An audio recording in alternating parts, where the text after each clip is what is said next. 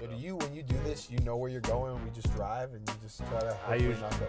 Yeah. There used to be a Jay's Deli up this way that I would stop in, and then they got rid of it. And it was devastating. Whoop. You like Little- how little I trash barrel. like I missed that trash That was barrel? nice. I'm good like that. Okay. Didn't break me.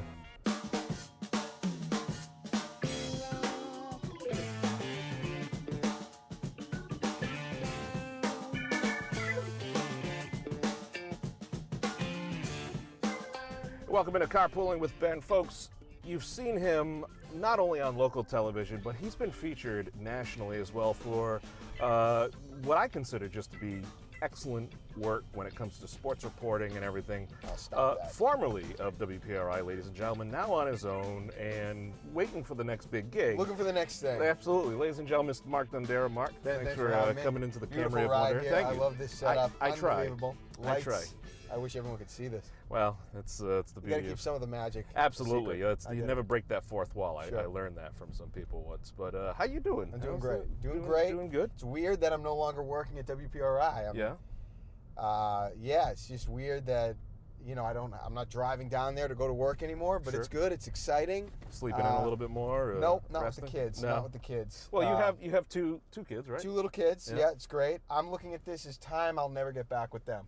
That's so good. we're enjoying It's a good it. way to look at it. A little less driving, which is nice. Yeah. For the time being. Sure. But like you said, I'm looking. I'm trying to figure out what I want to do, what's out there, all of that. And again, I'm trying to look at it as more of an exciting situation than stressful. Well, let's face it, TV is a tough industry to Sure. break into, but you also have a double edge to your career. You also do a radio side now. Yeah, radio, Ben Kitchen, the Mark and Kitchen Show, 103.7 WEEI. Look at him. Sunday mornings. Just rolls off the tongue. Yeah, Just it was. flows It's good. It's nicely. going really well. Yeah. Ben and I enjoy doing the show together. Our producer Matt is great, and it's gone really well. So we're still doing that. And you've always had an affinity for sports. I mean, you played in college. You went to Bryant yeah, University. baseball there. Yeah. Yeah, and then you went and you. I'm assuming you majored in broadcast Communications. or We didn't really have a broadcasting thing there. Okay. It was more of a business school, but yeah, I mean, you should have seen the demo. I mean, we had a TV station there. There was a little dink TV station there that was effective because Sure. nobody was using it. Right. Because it was a business school. So when I left there, I had this freaking demo that was like, you want to say, it was beyond pathetic. Really? I mean, beyond pathetic. I was basically upside down talking on camera. Hair was a mess. Clothing was a mess. No makeup. Face sucked. I mean, just a disgrace in terms of television. A half a step above this competency. show, then. Oh my gosh, I don't even go there. It was so bad. I had to. So I got a job at Toshiba, doing some sales for them while I put together something that actually wouldn't make these TV executives hate me. Have a little and credibility. laugh. Yeah, it was just. But it was a great experience because we were able to get some of these other schools that I've come across. They have the stiff competition just to get on the air in college. Like, Really? that's tough when Wow. you can't even get on the air when you're in college. We waltzed right on the air at Bryant. A little pond. Okay. Well, it's yes. Attleboro. You can go fishing over there. I'm Wow. sure. That was nice to be able to just waltz on the air. Unfortunately, I had no clue what I was doing. Mhm. That would have been, having a clue would have been more effective for me. But yeah, I was able to eventually parlay that into a job in Georgia, and that's where I went. So, And that was your first TV gig down in Georgia. Yeah. Yeah. Shout out to your old station buddies down there. WDNN, Georgia, yeah. Calvin Means, my man, he's still there. Yeah. He's a lifer. He is a resident of the area, so that's Okay. where he's not trying to Right. ascend anywhere. Sure. Sure. But it's yeah, it was good. It was good. It was a nice little starter place. It was in the South. I golfed a lot. Weather a little better than up being there, in yeah, Montana. Sure. Okay. Yeah. Well. So- Sure. Yeah. Life. A cell phone tower. Yeah, something it was, like it that. was, you know, it was fine. Reception. It was good. Chattanooga, Tennessee wasn't far away, Okay. so it was a nice little spot to start. Good, good. So then you eventually made your way up to Providence, Yep. WPRI. You were there for 5 years. Really, I mean, a lot of things happened with Boston sports. Obviously, Rhode Island being so close, it's kind of a subset of that. But you had access to the Celtics, the Bruins, both of which are making playoff runs. Although, what is your take on everything Bruins and Celtics? How far do you think either of those teams will Well, go? the Kyrie Irving news that broke just before I got into this car, where he's going to miss the rest of the season, Yeah, is that was tough. awful because it basically nullifies the Celtics playoff run. They're not going to win a championship. We're not even going to get a real full, true assessment Right. of what they could do this year or how close they are. You'll get the young kids some minutes, but that's a bummer. I think the Bruins have a legitimate shot to do whatever they want, i.e. win the Stanley Cup. I just don't think Tuukka Rask has the mental makeup to take them to where they want to go. Maybe he'll prove me wrong. I just don't like his mental toughness, the amount of mental toughness that he has shown in the past. I don't buy the stock of Tuukka Rask. Maybe he'll prove me wrong. He looks like a creepy guy. He's got. I mean, far be it from me to judge anybody's outward appearance, but I mean, he just has this creepy kind of like. I've never thought about his physical. I mean, I just think he's Clay Buchholz in pads. Okay. A lot of talent, but he just comes up small mentally too many times where you can't rely on him. And yeah, I'm annoyed by that type of player. I've never been his biggest fan. I think he has a lot of talent. Yeah. And if he puts it together and is right mentally, I think he could be effective. Maybe Bruce Cassidy can take him to where he needs to be. I don't know. You mentioned opening day, and like, am I missing? I'm really not. Late nights, being up, you're not missing it at this point, though. No, you're doing the Family Guy thing. So when I'm doing that, and I'll be honest with you, I thought, and if you want, we're getting into a little bit why I left WPRI. I thought that we had started a show there, Double OT, WPRI Double OT. Yanni Caracas and then Ruthie started joining the show when she came aboard. Sure. I feel like that was the direction that we needed to go in. I felt like that was, and I know this was local news, and that's not what they do in local news, but that's what I want to be doing more of. That's what I think you need to be doing more of, because just talking about what's going on, I don't think is good enough anymore, and I didn't want to do that. That was just one of the things I didn't want to do anymore. And I was trying to reposition myself, like you mentioned. I was trying to use the radio as a way to kind of, I guess, shift the perception of my career or whatever into somebody that's more of an opinion person. Sure. So I can talk about things like that. Just the fact that opening day's happening and they're playing the Rays doesn't really fire me up. I'd rather come up with some sort of angle on the game, an opinion about the game, about opening day that I could present. Just being at the game or something. To be totally honest with you, I never, and for the job, I did it, and it's not something I don't like. I never really loved going to sporting events. Really? Even when I was a kid. Okay. My daughter's afraid of loud noises. I was afraid of loud noises. I understand. Don't like thunder. Don't like fireworks. Never loved sporting events. I go to them for the job. I love the sports. I never was a huge fan of being at the event. That's why Yanni would always be like, you don't want to go to this thing? Now, sometimes I did want to go, depending on, like, the Super Bowl, I wouldn't have minded going. Sure. But sometimes, most of the time, not going wasn't heartbreaking for me, because I liked other aspects of the job I did at WPRI, not as much being at the live sporting event. So there you go. There's one thing that maybe you didn't know. You're more interested in the long form, and you do have an opinion, and you're very good. You can communicate it very well, so much so in a different way that it's garnered you some regional, even national attention. A couple last year. Was it last year or 2 years ago?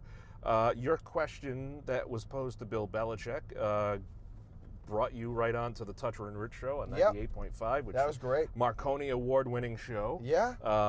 And they brought you on, and that was awesome. I mean, that was great exposure for you. That was one of the highlights. Yeah. Great exposure for the station. I mean, it was just good all around. And you know what was great about that too? They weren't bashing me. No, I know. I thought it was a great feature, and because your questions to Bill Belichick are something that one day they will write, folklore about. I think they will write, little songs about it. You are a hero. And you had a hand in getting me on that show, didn't you? You helped me out. I might have. that. Hey, listen. I like to offer the hand up. That was great. It's a hand up, not a hand out. And John Wallach, who was on the show at the time, he was in there that day. He's usually in there, but he was like part of the interview. He's there every day. Yeah. He has the connection to Bryant, so I was able to... he is the voice of Bryant reminisce basketball. About some of the Bryant things, because I think he jumped into Bryant when I was like a sophomore or something. Really? So I remember we had a few like overlapping years there where he called the football games, so that was funny to reminisce about. But yeah, it was great doing like getting that kind of exposure. I thought was great. That was awesome. And again, it's one of those kind of stations where their morning show they can go either way. They can, rip you a little bit and have some fun, or Which they is can just fine. be. I can handle that. They could just be very, encouraging, which they were, and they were very respectful of you and the position you had. So that was nice. But you also got some attention on Jimmy Kimmel. Kimmel, that was... Which was a perfect, I thought, and this is my question. I was curious if they actually realized, the writers of the show realized that what you did was intentional. Okay. And if people who watched it realized what you were doing was intentional, me being a Patriots fan, understanding the game you were talking about and what happened, I understood what you were doing. Okay. But I always wondered, did the people watching the show think, oh my God, look at this klutz on TV as he drops stuff? But that was a perfectly positioned piece. I appreciate that. A couple things I'll say about that. Number one, if I got 100 I probably got more than 100 comments between Facebook and Twitter. Sure. For an even number, if I got 100 comments, literally 97 of them knew what I was doing. Good. Maybe 3 of them said, hey, like, great recovery, and they didn't understand. Literally, almost everybody understood that it was a planned, strategic decision. Right. Now, my theory is on the Kimmel thing, because I know they played it off like it was a good recovery as well. That segment, I did some research after I was on the segment, like, what the heck is this? It's usually a blooper. Yeah. It's usually somewhere, a live shot gone wrong or somebody screwing up. This situation, I think, what they said was, he was probably doing that intentionally, but for the sake of the segment, we'll play it off because it was funny, and for the sake of the segment, we'll play it off like he had a recover at the end, and it was a great recovery. Because normally on that segment, it is a mess up, it is a blooper. If you're in TV, okay, which obviously Kimmel is, and everybody on that show is, yes, I would like to think that you would know that would essentially never be allowed to happen. If I was screwing up, hello, are we live? Are we live? Somebody in my ear would have said, yes, you bonehead, we're live. Or I would have figured it out. And I certainly wouldn't have dropped my papers and then left the camera to go pick them up and then say, dang it. Like, I wouldn't have done it. Especially if you've watched me, or if you had watched me at WPRI for the 4.5 years prior to that. I've never really seen him that discombobulated to think that he would screw up that bad. Now, anything could happen, I understand, but come on now. So, yeah, I think that they decided for the sake of that segment, we'll play it off.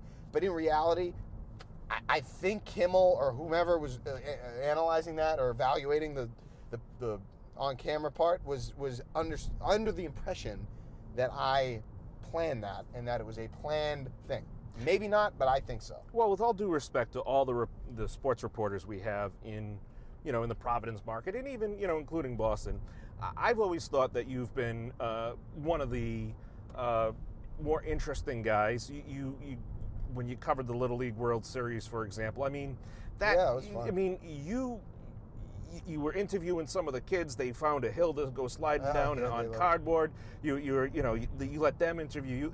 I thought that was great, and you really, you built that community spirit. You had a very creative take to it, and to be quite honest, if you're looking to go into radio, I certainly hope that it would be a station that has cameras in their studio, because right now, how you're getting animated, this is what I would look forward to, after a long Sunday of football or that double OT, where you really you get kind of expressive. I don't know. Have anybody ever told you that? Yeah, I appreciate that, because that makes me say to myself that, or I guess validates sort of some of the thoughts I've had, that TV is a strength, because not only can you hear me, but some of the mannerisms are entertaining. Like, there's been instances where we've been in the studio, Ben Kitchen and I, who do the show, and I'll say something or do something, and he'll end up laughing at me because he can see how I'm saying it. Yeah. And I think to myself, what a shame. So here's some breaking news, some minor breaking news. We are in the process of trying, and this week is going to be the little run-through. We're going to try to start simulcasting our show, at least in a way where when we post clips, we'll have video. Nice. So at least you can see, because Ben's good too. Yeah. He's good on TV, I think, too. All Bens are.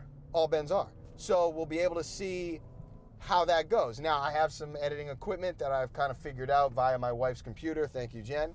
Actually, thank you me because I bought her the computer. Right. So it's very nice of you. It was like one of those Christmas gifts. Such I went a all generous in. person you are. So Christmas gifts. We'll get off track for a second here. Yeah. What I used to do was I was like, I'll get her a lot of gifts and I'll get all these little like garbage things, and I thought like, oh, she has more to open. Yeah. No, she hated that. Didn't work. So now what I do is I try to get one thing I know she's gonna like. Even if I like have to like splurge a little, I grin and bear it and get something I know she's gonna like. Then, I please her, and everybody's happy. Welcome to Marriage Advice with Mark so Dondero. there we go. In the car. But back to what I was saying.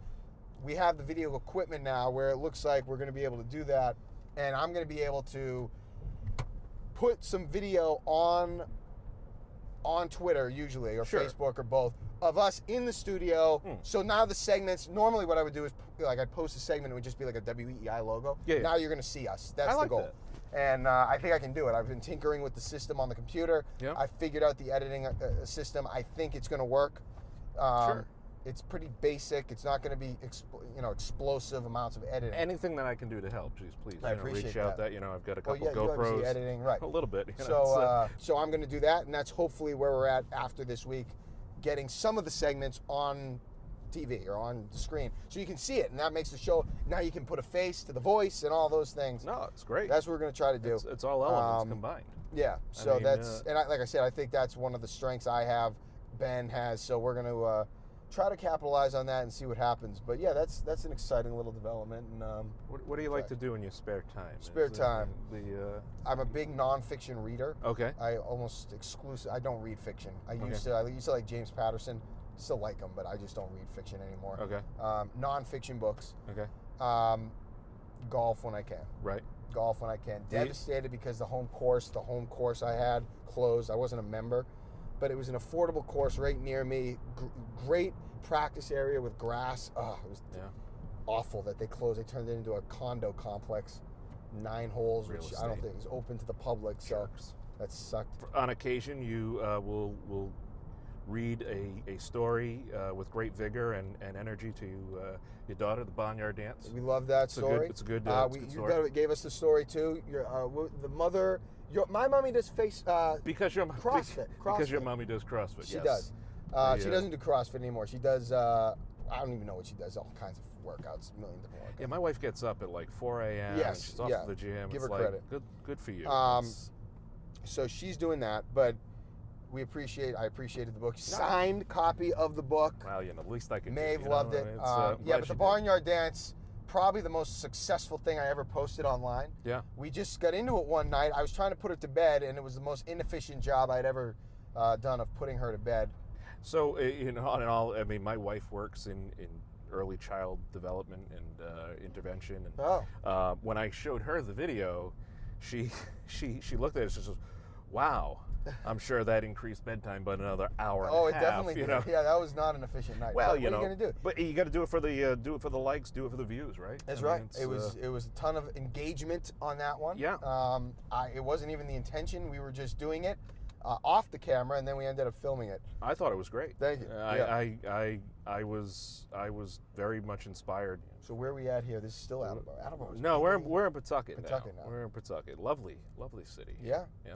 Paw Sox. Home of the Paw Sox. We'd love to get you down in the game. I think they should have you, because you played baseball for Ryan. I think they should have you on the bench. I think they had me. ready to go. I did do the first pitch down there one time. Yeah, really? It was fun. Did you get it over the plate? Oh my God, it was of course perfect strike. Really? Wow, Yeah, it was right over the amazing. plate. So my first day at WPRI, I'll tell this story, JP. Sorry, but it was just funny, and we're gonna tell it right now. I like it.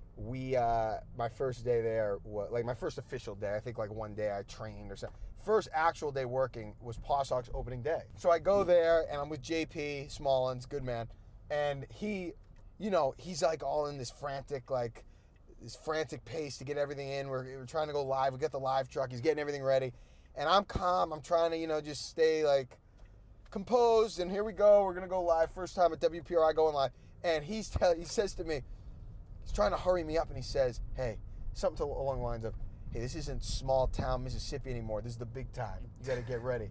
That's right. All right. McCoy Stadium, baby. Welcome to Providence, baby. I'll never forget that. That was a great comment. So much urgency from JP that day. We got on fine. Well, JP's a good guy. He's been there a long time. He's been there obviously. a long time. Yanni, a newcomer, Ruthie.